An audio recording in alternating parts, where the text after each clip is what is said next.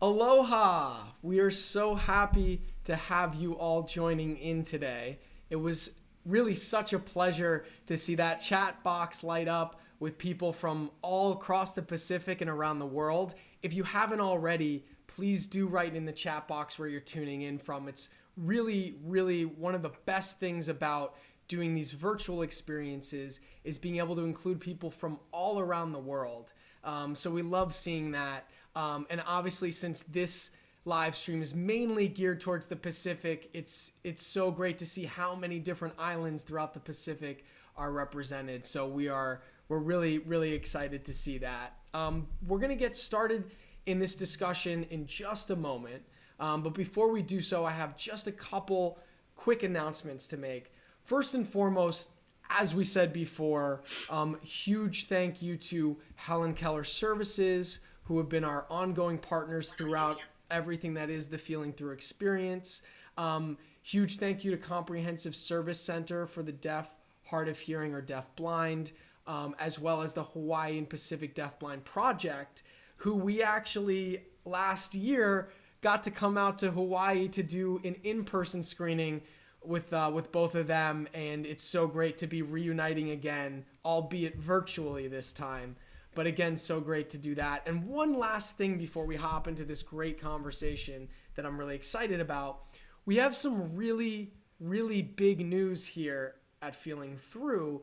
And the news is that we have recently qualified for Academy Award consideration. So that means we can potentially win an Oscar, which would be so cool and also such a great way to bring so much more attention to the deafblind, blind, low vision, and deaf communities that are really at the heart of this experience. So if this excites you too, there's a couple things I'm going to ask of you.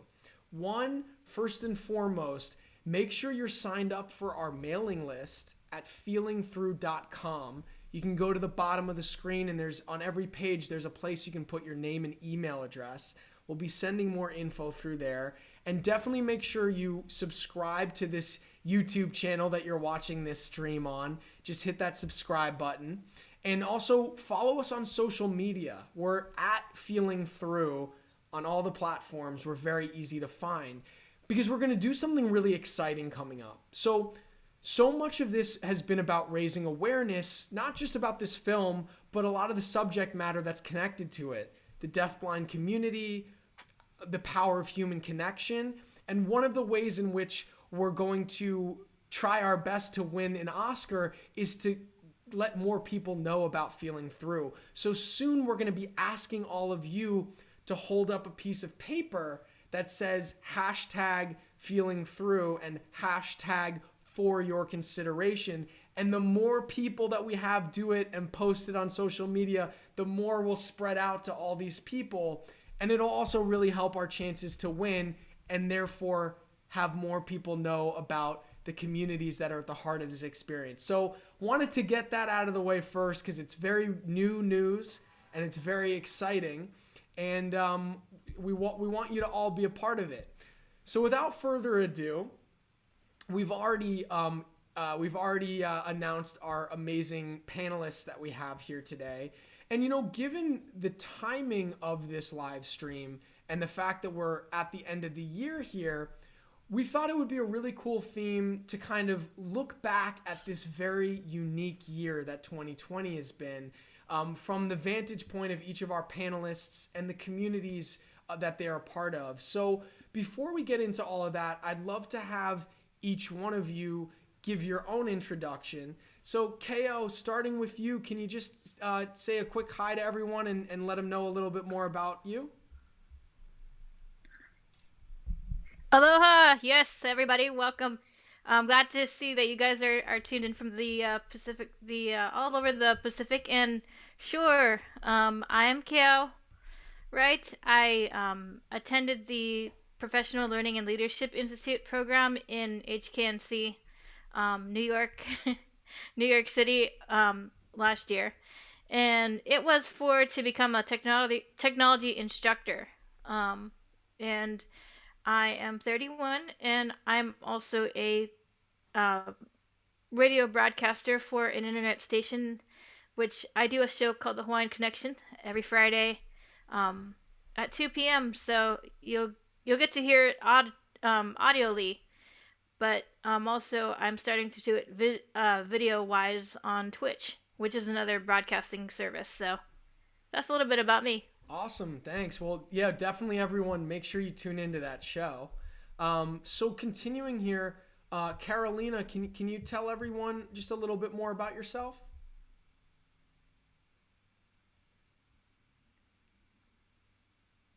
Hi everyone. I'm from the Marshall Islands. My name is Carolina. I'm originally from Florida, from the US. I was born deafblind. I grew up with a hearing family, and now I work as a teacher of the deaf here in the Marshall Islands. Uh, what else? Um, I've since my work experience has started, I've had a lot of different experience working in Florida, in America, working with deaf individuals. I've seen a lot happen here in my own community, and I'm making a lot of connections here in my community. And it's been a great opportunity to work with the deaf individuals here. And Robert, everyone's familiar with you in the film they just watched, but do you wanna introduce yourself and say a couple more words to everyone?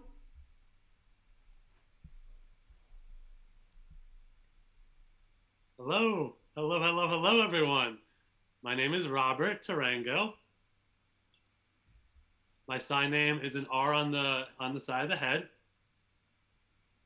I'm here with my mom and my sister in Phoenix. We're having a good time together. Really, it's been quite an enjoyable time being with them, and quite enjoyable this experience with Feeling Through. Wow, what an amazing experience. The first deaf-blind actor ever in a film. I'm so excited to be involved in more movies, and I'm really motivated for this opportunity to further my acting career. Well, as we continue the discussion here, I want to remind all of you watching that feel free to ask any questions that you have. Just type them right there in the chat box, and we'll make sure we get to all of them. So throughout this, feel free to type in any questions that you have. I know that something that's really unique about this virtual experience is that I was told that throughout some of the islands, some of you have gotten together to watch together in small groups. So perhaps whoever is manning the computer and able to type your questions there can take control for those small groups. But we definitely want to hear from you. So feel free to keep asking questions in the chat box throughout this conversation. But continuing here, Keao, I'd love to start with you. And why don't you? I'm not sure if you mentioned this in your intro, but if you could tell everyone specifically where you're tuning in from, because something that's really interesting about this broadcast is that all of us, interpreters included, are all in different time zones right now across the world. So this is really, a very representative of like the entirety of United States and other territories further out. We're really representing quite a wide spectrum of time zones here. But Keao, maybe you could tell everyone exactly where you're tuning in from, and also a little bit more about what your experience has been like in this very unique year, and also maybe a little bit more about the local deafblind community that you're connected to, where you're tuning in from. Sure. Well, I'm from Hawaii, and I'm tuned in, of course, live with you guys in Oahu. And I forgot to mention this in the intro, but my communication is voice, and I am totally blind, and I cannot really hear in my left ear. So I was born blind with retinopathy of prematurity, and later on in life, when I was 5, I became deaf. And um, the community here is pretty small because we have a lot of older members who are deafblind. There are some who are, oh, kind of in the stages of, you know, um, trying to, hide it, but it's just it slowly comes out that, um, a lot of the community here is pretty much been quiet, but I mean, everybody's right now has been virtual. Everybody has been, especially during the summer youth program up in the HKNC during the summer. We had two students here, one from Oahu, and another one from Maui, who I was able to tutor, and another girl who was also a part of the same program as I was. We were able to do a lot of discussion topics and to do a lot of training for them to find a job. So it's been a very good eye-opening experience, and hopefully the virtual community will become more accessible for us. And that's slowly happening. So it's been pretty good this year. I had to actually go home from HKNC quickly than I wanted to because what happened was the coronavirus spreaded a little bit a lot in New York, and I was a student for a while, and a lot of us, well, we had no choice but to get home. So we got home, and I didn't start work, which is I do JAWS. I'm a certified JAWS instructor, and for those of you who don't know, JAWS stands for Job Access with Speech, and it's a screen reading program. I'm a certified instructor on the island, so I also work for a company called Assistive Technology Resource Centers of Hawaii, and I can do more than JAWS training. Like I can teach people on how to use the Victor Reader Stream, which is a talking book player, and also the iPhone as well.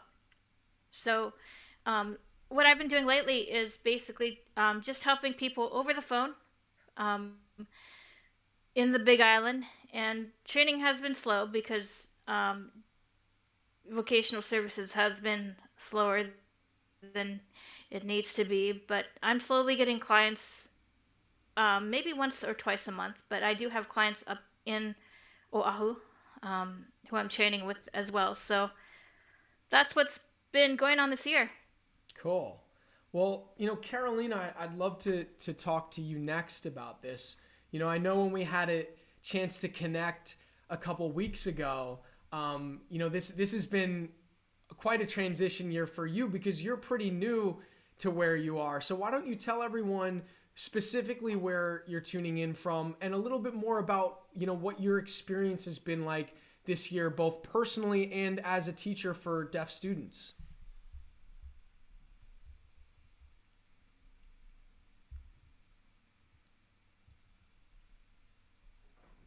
Hi again, this is Carolina.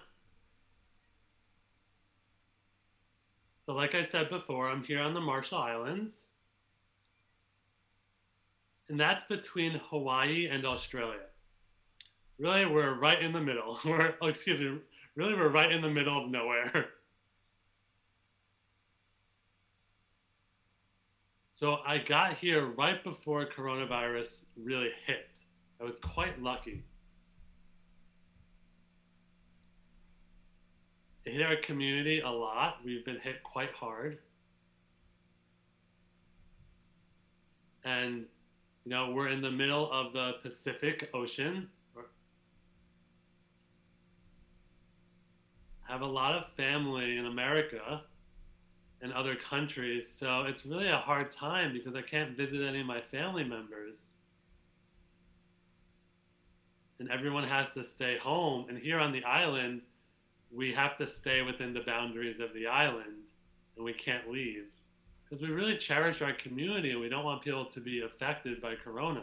And I cherish my family too, so I don't want to travel and then have the possibility of them getting corona. So 2020 has been a really interesting year. And like I said, I'm a teacher of the deaf. Myself, I'm deafblind. I was born with Usher syndrome, which is a rare disease that causes blindness. I was born fully deaf, and then later on, my vision got worse and worse as the years went on. I still have some vision. I almost have no peripheral vision. During the nighttime, I really can't see so well. I often will use a guide during the nighttime. And also during the day, I'll often use a guide because the lights are, we don't have a whole lot of electricity here, so sometimes I need a guide in addition to that. We do have one other deafblind student here, and they're involved in the program that we have here, and we have a deaf program here on the island, and it's deaf-blind, deaf people that are all in this program. And really, my goal is to teach the students that any deaf or deaf-blind individual can do anything. Any goal they have, they should set their mind to it and keep at it. Well, Robert, you know, I as you mentioned, you were living in Long Island before. You're now in Arizona, where you've been for a bit. Can you tell everyone a little bit more about what this year has been like for you?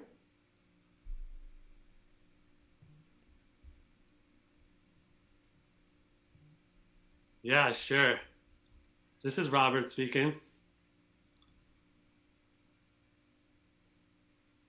So just to give you a little background about myself, I went to a school for the deaf, and I really enjoyed my time there. In the high school, I played different sports, and then I transferred to college. It was a technical college. And at that point, I decided to work in the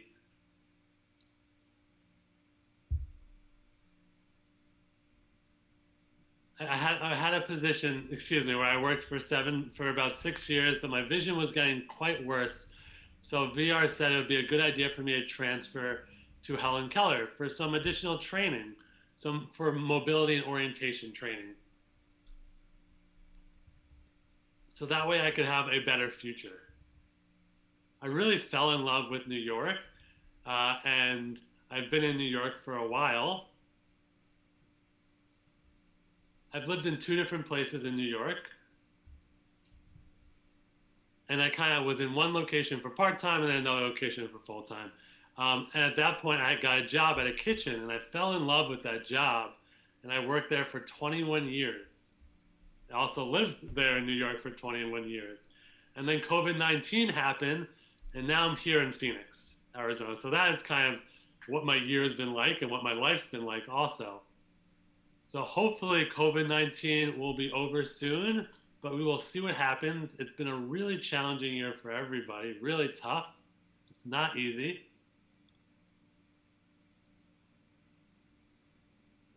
But the most important thing is for all of us to stay positive. So I'm trying to keep that mindset too. That's definitely a great reminder for everyone, Robert. And, you know, with the very recent encouraging news about vaccines, certainly that hope of things changing for the better is becoming more and more of a reality. So fingers crossed on that. I'm going to go to some of our audience questions. And again, reminder to all of you watching, feel free to continue to ask whatever questions you might have throughout the rest of this conversation. But we have a question for Carolina. And this question is, Carolina, how many deaf and deaf-blind people live on Marshall Islands, in the Marshall Islands?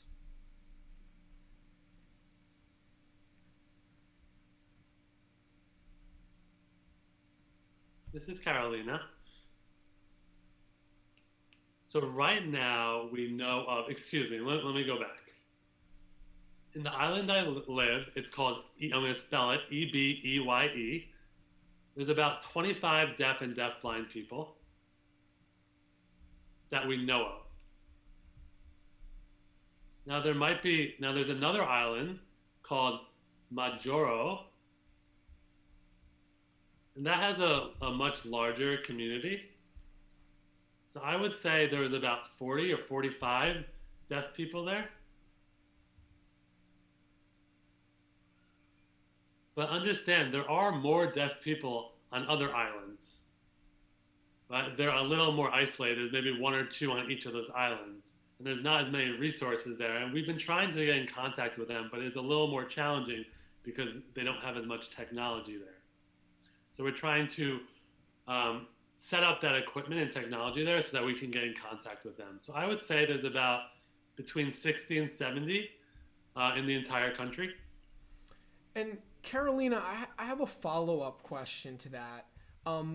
Being on an island where the deaf community is so small, how is that different from what you've experienced in the past? I imagine that when you were in Florida, because the population is a lot larger, I imagine the deaf community was probably a lot larger too. So how is that different, being a part of so much of a smaller and an insulated community there on the island that you're on?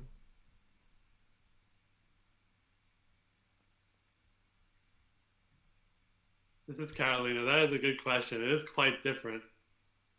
Florida and the Marshall Islands and EBEYE, that island that I mentioned, in Florida, there is a huge deaf community. And of course, I had my family there too, who signs. So there was more communication access. And I signed ASL in Florida, but here on my island, they don't have a lot of deaf adults. There's not a lot of individuals who know sign language. Most of them are deaf, but they're isolated, so their language and their communication is limited. So there might be some other people who are deaf on the island, and the family members really cherish them, but there's not so much communication access. Now, for deaf blind individuals, it's a even different experience. You know, we have here limited electricity, and at nighttime, there's not a lot of lights, so that makes it quite challenging for anyone who's deaf-blind here, including myself. So I have to make my own adjustments and figure out how to move through the island in a way that's safe. Sometimes in my class, it's quite dark, so I have to figure out the solutions. I'll open up the window, or open up the door so that we get some sunlight in the room, or I'll use tactile sign language. I definitely use tactile sign language a lot more here on Marshall Islands than in Florida because of the electricity difference. So that's some of my experience here. Keao, this next question's for you. It's from Gloria, and she asks how many deaf and blind people are on Oahu. And also, I'll add to that question as well. Once you answer that, if you could also follow up in talking about, Carolina was just talking about the need for her needing to be very good at making adjustments and whatever accommodations that she needs to make for herself because they're not always built into the society around her. Can you also talk about any that you need to make on your own or things that you find you need to rely more on yourself to make accessible to you that isn't necessarily always commonly accessible in just how society functions? So again, the first part of the question is how many deaf and blind are on Oahu? Sure. I am not sure because I most recently became a part of this community, but I think it's just all spread out, maybe around probably like 20 or 30 people. But I do know one individual who is deafblind in our Hawaii Association of the Blind chapter. But I think everybody is just spread out, and most of the people here use hearing aids. Some of them use interpreters. We have support services people, SSPs, or providers that do sign language around here as well. So, what was the second part of the question? Yeah, and the second part, I'm just wondering, Carolina was talking about how certain things on the island for her aren't really well set up for people who are deaf blind, and that she's needing to be savvy in the accommodations that she makes on her own because they're not really built into the society around her. Are there any ways that you can relate to that in your immediate environment or anything that comes to mind around that?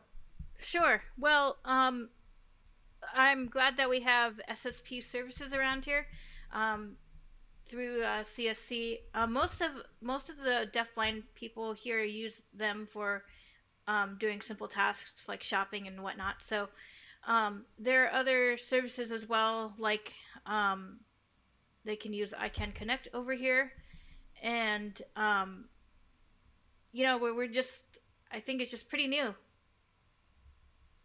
Right. Our next question is for Robert. And this question comes from Neelam, and actually Neelam's daughter. First, I want to note that Neelam is a very good friend of Feeling Through, and she was actually recently on our weekly live stream that we do every Friday called Feeling Through Live.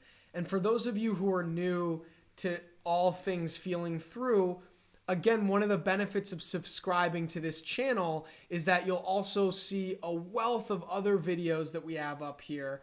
Again, we do a weekly live stream where we highlight different amazing people connected to the deaf-blind, blind, and deaf communities. There are tons of, we started this just at the beginning of the pandemic and have about, I think, 33 episodes that we've done so far, with our next one coming tomorrow. So I encourage all of you to tune into that. There is also an opportunity to ask questions live in those live streams as well, but you can also go back and watch all the previous ones on our channel. So I really encourage you to do that. And Neelam's daughter is an amazing she's deaf-blind herself, and she's an amazing 11-year-old girl. And her question for you, Robert, is she's curious how it feels to be a deaf-blind actor, and in your case, the very first deaf-blind actor. How does that feel, Robert?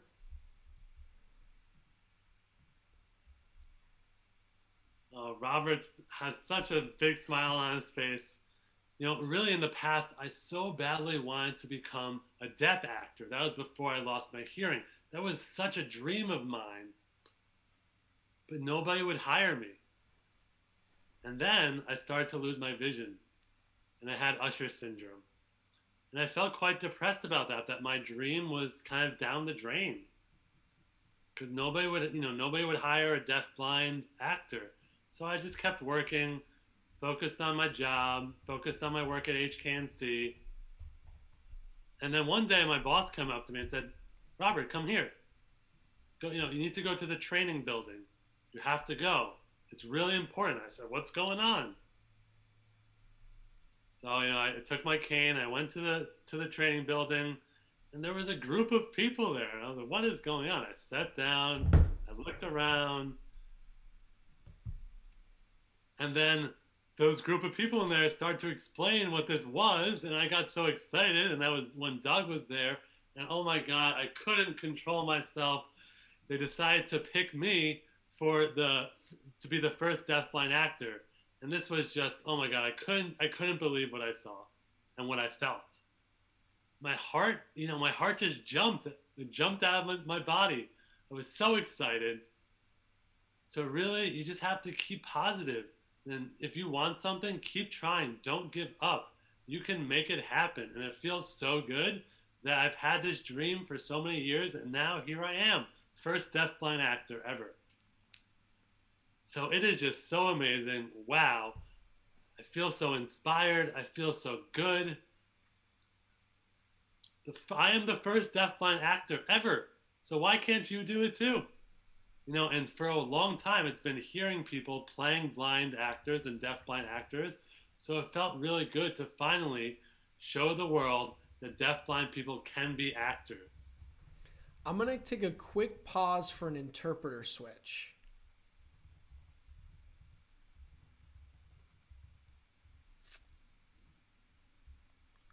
And great, all set? Okay. So continuing here, and again, Robert, I love everything you shared there. It was certainly such a memorable day when we met each other for the first time. And as I say in the documentary, the second that I saw you walk in the room, I knew that you were the person for the job. So it was so great to, I'm so glad that ended up happening in the way that it did. It was really a special, special day that I will not forget. So continuing here with a couple more questions from the audience. And again, I encourage all of you watching still to any other questions that come up, feel free to ask.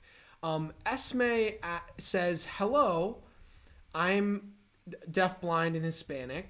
I noticed you had to use a translator to meet Artie's parents. Do you know how they communicate with someone that speaks English or for Artie's needs? That's a great question. I know that, and I may be a little off here, but I'm pretty sure that Artie's mom knows Spanish sign language primarily. I think she's more fluent in that. So I know that she does some tactile communication through that. I believe that Artemio is pretty proficient in ASL, Spanish, also Spanish Sign Language, and I think he might use both of those. But that's a really good question, and I'm gonna actually go back soon and double check on that and make sure that I have that right. But that's, to my knowledge, the primary ways in which he communicates. And I will say that I have gotten a chance to continue to be in touch with Artemio, and it's been a little while. I'm actually due for a catch up, but Artemio has had an opportunity to come to our New York premiere screening that happened prior to the pandemic. So we were able to do it in a theater, and it was really exciting. And I know that it was a great opportunity for Artemio and Robert to meet each other for the first time, which was a really special moment with everything coming full circle there. And we're really looking forward to being able to do more live screenings again once that is an option. So another question here from Orion says, how can we extend the need for deaf and blind people to learn protactile ASL and language access using interpreters in Micronesia, Guam, FSM, YAP, I guess is YAP, Palau, and CNMI? That's certainly a great question, one in which I don't have much context in, but I'm wondering, Carolina or Keao, do you perhaps have any thoughts about that question or anything to say to that?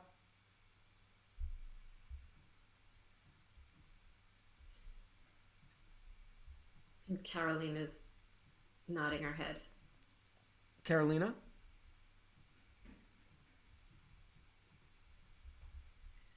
Okay, and Carolina's saying, well, we need more people who know about deaf and deafblind individuals and tactile signing, and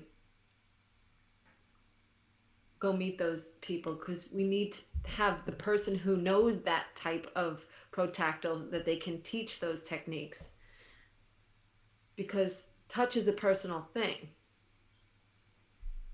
And it's very important for us, or to me anyway, as a deafblind person.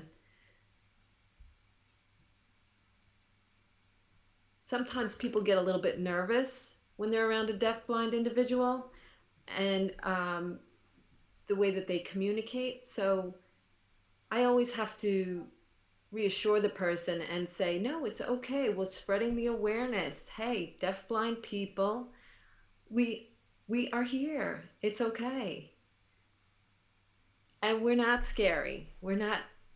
We're just like you. We just communicate a little differently. We're all people, and I'm so happy to meet new people and talk with them about life in general and things like that, and communication as well. But the point is, we need the awareness to be out there about us as individuals who are deafblind, and set up some type of program where we can tell people, listen,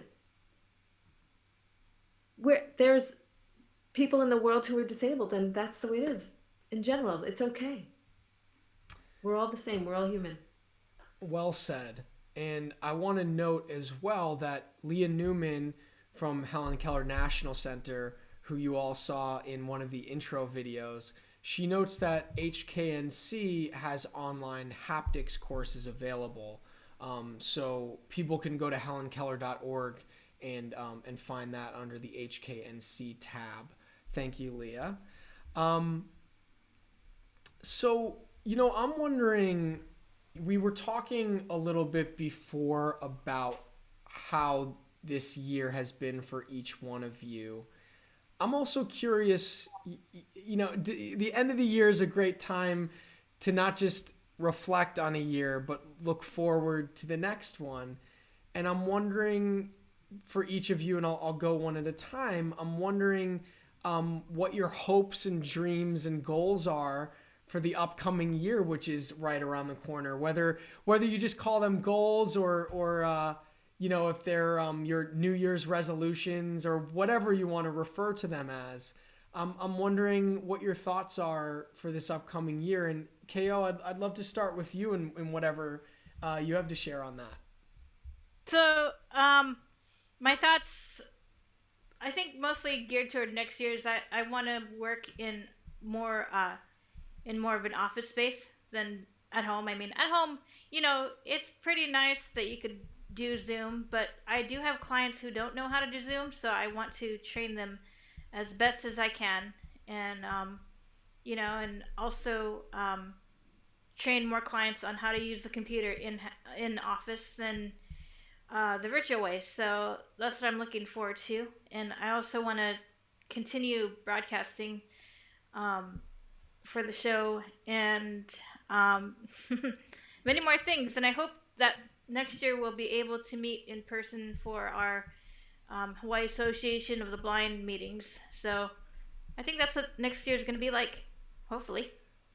And certainly, being with you being in various fields of technology, accessibility technology, certainly that's not going anywhere. And if there's anything that we've learned about this period of time where we're all remote in our communications and in our work, certainly a lot of what you're talking about around Zoom and any of those other and JAWS and what have you are only that much more important during this time. So I'm sure that'll continue to be the case into next year, kind of regardless of how much things change around the pandemic. For sure. And I do agree a lot with what Carolina said about, we need more people doing learning, pro-tactile learning especially, and sign language learning on this island, of course, and other islands around here as well. So I want to note as well that I believe it's Roz, who you also saw in the intro video, who's writing from the Comprehensive Service Center for Deaf, Hard of Hearing, and Deaf Blind, she's noting that the CSC has ASL classes online.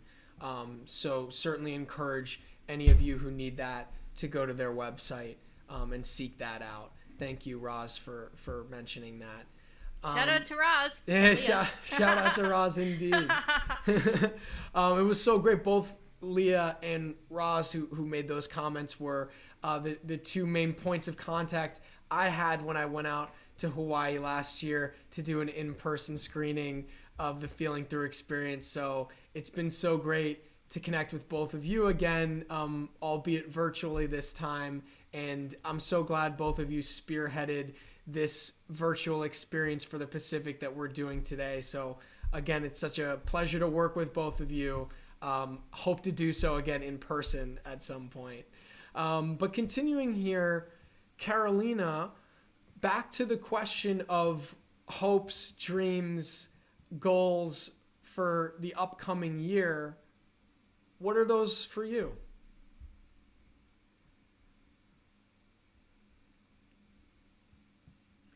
This is Carolina speaking.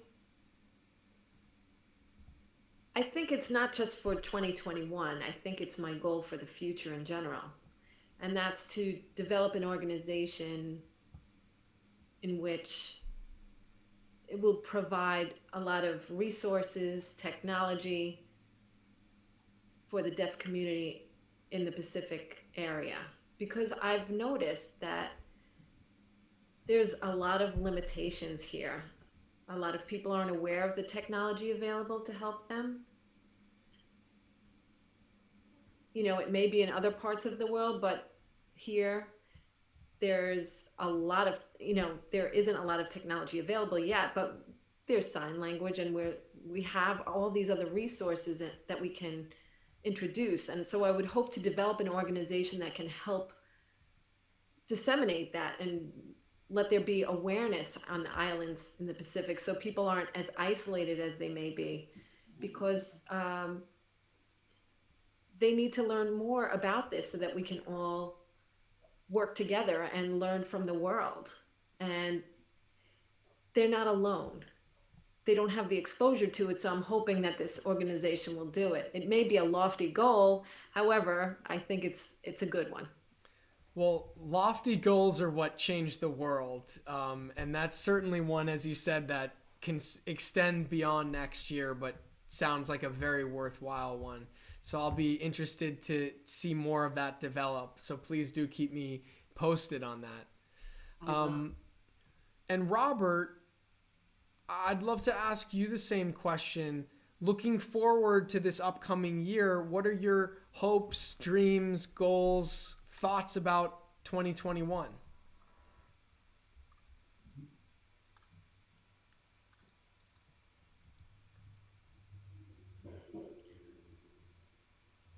Well, Doug, it's really dependent on what happens. My goal, what I would like to see happen, is I'm hoping that they will offer me to make a full-length feature in the future.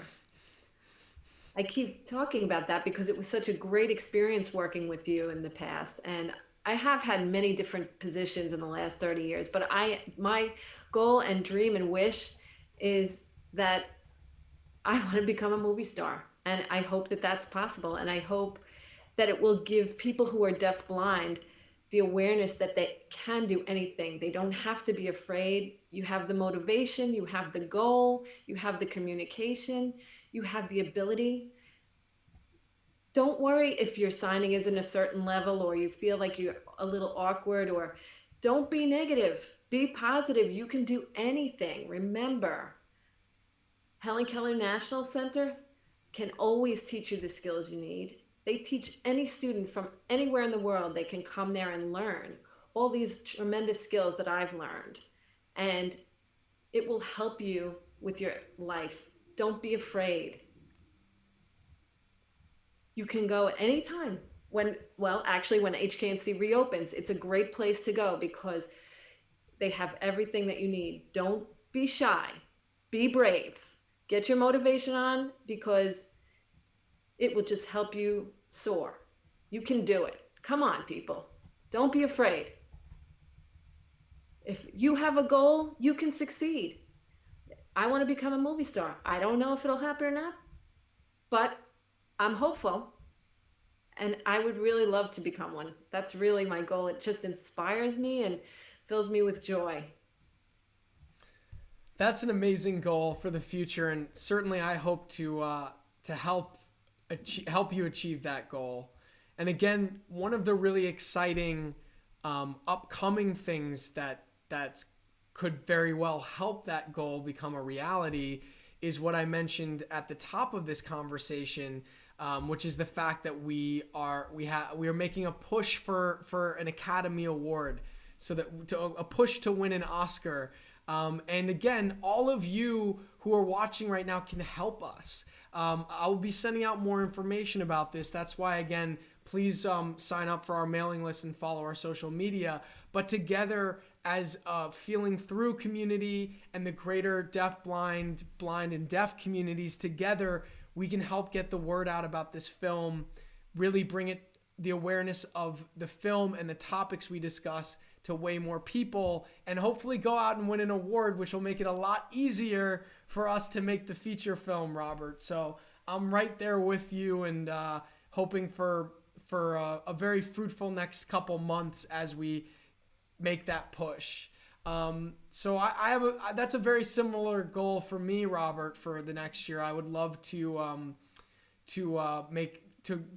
be be in a position to make the feature film version of Feeling Through, which we certainly will make at some point, and I hope that certainly hope it's next year.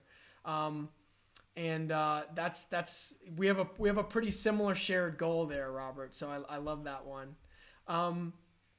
So I'm wondering, with the time we have left here, I'd love to again just go down the line with each one of you. Actually, right before that, there's one question from the audience before I go to that. So a question from Neelam. I believe this is for Carolina. And Neelam's asking, what are some of the major challenges faced by families of individuals who are deafblind in Marshall Islands, or perhaps deaf as well, since I believe that's the community that you're more connected with there?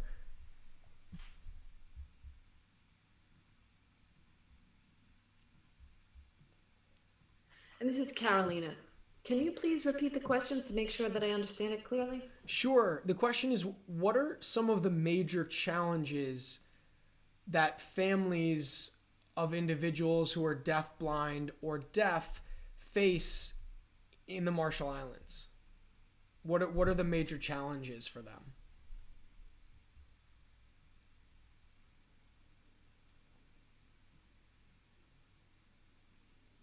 I see.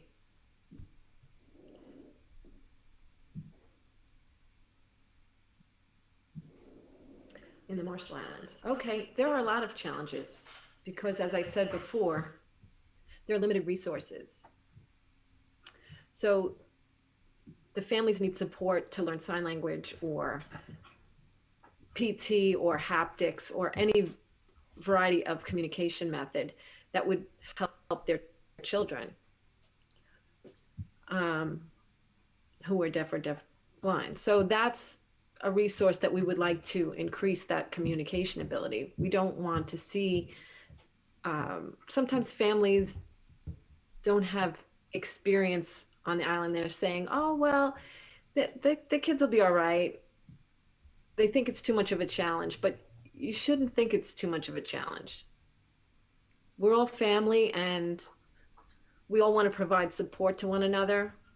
So sometimes I'll teach classes to the children and we'll have little workshops and I'll show them materials so that they can see.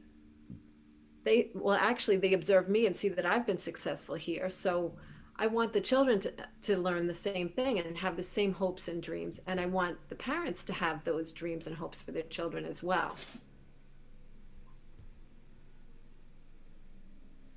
So it's a limited resource issue that we have here, but hoping that will change. So again, with our final question here, and I'm going to ask each one of you one at a time. It's really an open-ended one. I'm just wondering, with the time we have left, if there's anything that you would like to share, anything that we haven't touched on that you'd like to talk about. So, Keao, I'd love to start with you. Is there anything, any closing words or thoughts or things that you'd like to share? Sure. This is Keao speaking. I would like to see more mentorship because, if the older generation go away, then the younger ones wouldn't really have anything to touch on. But I would really like to see more mentorship in also the blind and deafblind communities to teach any version of sign language. I wish that we had more resources out here in Hawaii as well. So I would definitely like to see that in the coming years. And, I'd love if you could tell people one more time where they can tune into your show. Sure. So the website is, are you interpreting, you guys interpreters ready? Yep, they're ready. Yep, go ahead. Okay. All right. So the website is the global global voice voice.info, and this is a station with they have both blind and sighted staff. So I am, well, amongst other friends who are musicians as well. who are blind. I'm a part of the deaf-blind communities both, but that's where you can tune into the show. I'm not sure what time the show comes on in the Marshall Islands at the moment, or around the Pacific, because it's different time zones. So it's 2 o'clock Hawaii time on a Friday. Got you. And Carolina, I'd love for you to just anything that you'd like to share, kind of any closing thoughts you have. Please, the floor is yours.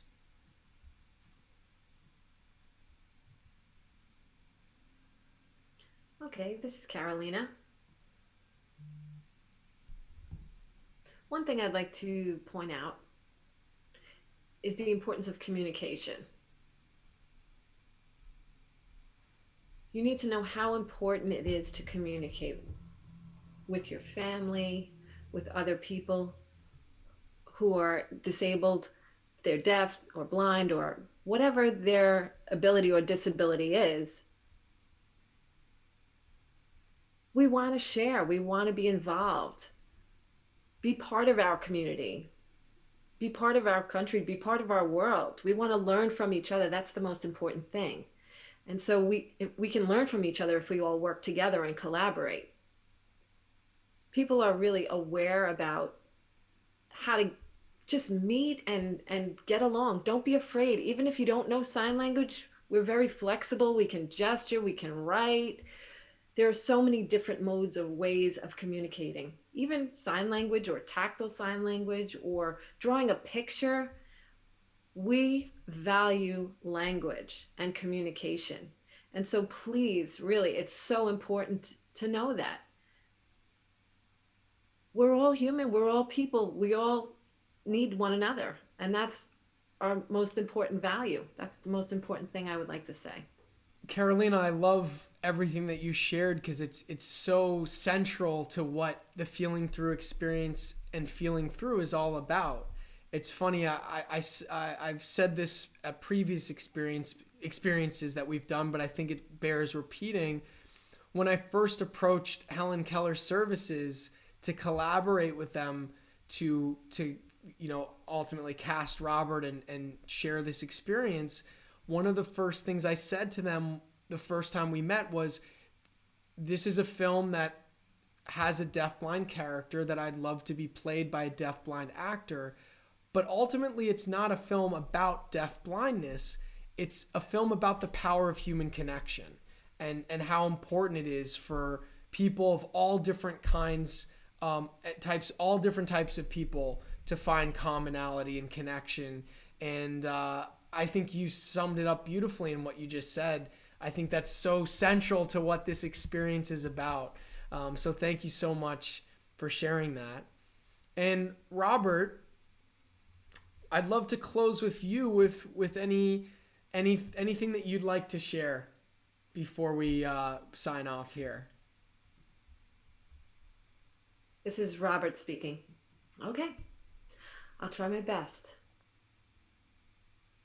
I feel that the most important thing for everyone to know in the world, hearing, deaf, blind, anyone, is that not to be afraid to communicate, to help one another. And I know that COVID-19 has been a problem and people are all kind of grasping for how they can help one another in a new world. And so maybe print on palm may be awkward, or there may be different types of communication that may not be accessible right now. But the most important thing is to remember that we're all family and we're all in this together. And we have to value one another, to get rid of hate, to remember that people have the power to be positive and to help one another and to love and to cherish one another. Thank you, Robert. That was really beautiful. And certainly coming from someone like you who has such a warm heart and really brings joy to every room that you're in, I'm sure that message will really resonate with a lot of people, and a very appropriate message as we approach the holiday season and the end of the year here. So thank you so much for that. And, I'd just like to close in thanking all of you who joined us today. Certainly, again, thanking Helen Keller Services, Comprehensive Service Center for Deaf, Hard of Hearing and Deafblind, Hawaii and Pacific Deafblind Project. You've all been amazing collaborators. It's been a real privilege to be able to do these experiences alongside you. And really, to wherever you are in the world, we're so happy you joined in today. But a very, very warm shout out specifically to those in the Pacific for whom this experience was really primarily about. It's so special for us to have people all across the Pacific from so many different islands tuning in. Some of you individually, some of you in small groups. We hope you enjoyed this experience today. And as I was saying earlier in our conversation, everyone watching, you are all now a part of the Feeling Through family. So we hope you come back and join us for other events like this, for our weekly live stream, which is happening tomorrow. And again, it's going to happen right on this channel that you're watching. And also that also happens on our Facebook page. And we hope you just continue to tune in, be a part of our extended family here, and also help us when very shortly when we'll be doing that outreach to try to win an Oscar. We hope you all are a part of that as well. So a huge thank you to everyone. Of course, our interpreters and our captioner as well. It's always a pleasure working with you, and we hope to see you all soon. Have a very, very happy holidays, and to a great year ahead. Thank you so much, everyone, and goodbye. Bye, everyone. And Robert saying love you. Bye. Arlene is saying bye and love you. And Keao saying goodbye too.